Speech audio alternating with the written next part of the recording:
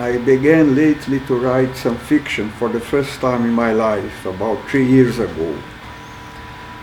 I wrote a novel, which hasn't yet been published, a crime story, by the way. And after that novel, I began writing some short stories dealing mostly with my family, my father, when I was a child, my childhood, my aunts, and in the middle of this process, I think the book began taking shape. And you will notice that the book is composed by separate chapters. Each chapter stands up as an independent short story. So this was a process of short story writing, and in the middle of this process I realized I had a book. So why it took 40 years or so, I don't know. When I realized I had a book and that it was on the realm of fiction, I decided to continue this narrative using only my memory, without looking into documents, newspaper of that time, anything, notes, just working with the memory to make sure it will be a fiction, you see? So in this process of working with your memory, many things which were buried in your memory began to appear, and this gives the fiction this sort of transcendency. I mean, it goes beyond the fact itself, you see. So this was the main stratagem I used, to work with the memory.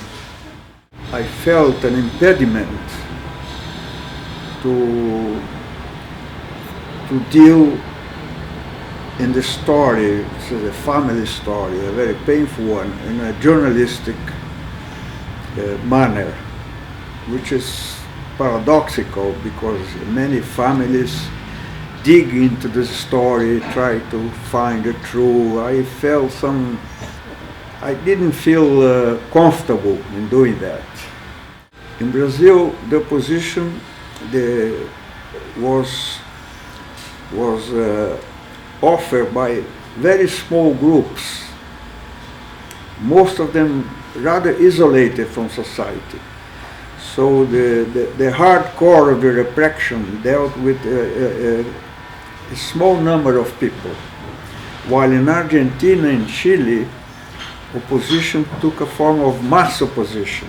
I mean, in Argentina, the military took a decision to eliminate an entire generation of people. And in Chile, they overthrew the regime rather violently. And so the difference was mainly on the objective of the repression, but the mentality was the same, all of them, the Cold War mentality. Well, the disappearance of people as a main method of repression, I think, was typical of Latin America at that time. It does occur in other countries as well, but I think in more isolated case, the characteristic of this method is that it is a very painful one for the victims and their families in particular, because it creates uncertainty and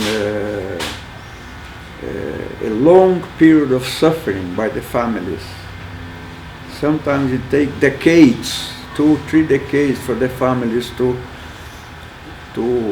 appease themselves, because they were unable to bury their dead, you see. And the ritual of burying is a very important one for the family to go on his life with his children and grandchildren. In Latin America, this produced great suffering, in particular in Argentina, also in Brazil. And in other countries, well, even during the Nazis period, most of the people who were killed, they were registered and people knew they were killed, you see. So the South American military, they came to a very extreme method of punishment by this question of disappearance. You said that people in other countries identify themselves with the book. I'm very glad to hear that. I think that because the book, irrespective of the specific character, it has some transcendency. I mean, it goes beyond the fact itself. It deals, for instance, with informers, with the authoritarian states, inner feelings of the relatives, the sense of guilt. These are all aspects that affect people all over the world under this kind of situation. I'm rather pessimistic. I think justice will never be done, because it's not in accordance to the Brazilian ruling class tradition.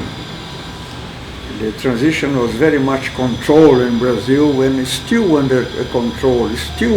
We are still in a kind of transition, very long one. And most of the criminals that violated human rights at the time are already dead in any case. All the generals are dead. The coronels are already dying now. So there will be no punishment. No, perhaps this Truth Commission will find a few new facts, but there will be no punishment. I'm quite sure of that. Well, from the testimonies I have, a few of them, I mean, the people are very shocked with what they read. They didn't realize that the situation was that, because society doesn't talk very much about it. I mean, the idea they have about dictatorship is a very vague one. That there was censorship, that there was repression, people were arrested.